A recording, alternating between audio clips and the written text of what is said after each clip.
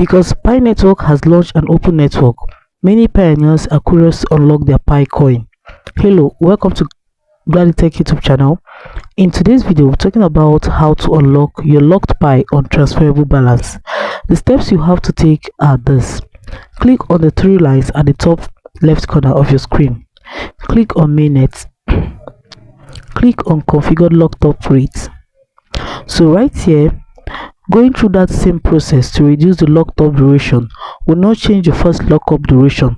Instead, you receive the Pi coin as your second migration, not the one you are to receive in the first lockup duration. So it simply means that this first locked up duration will not change even though you lock up, even though you reduce it, the duration still remains the same.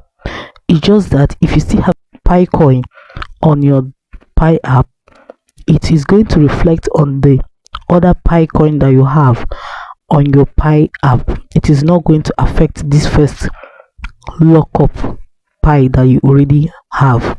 So guys, I think you just have to be patient for the lockup duration that you already set on your Pi app, because Pi is increasing in profits already, and which simply means that as the time goes on, or as it takes time for you to get your Pi, it also increases your profit.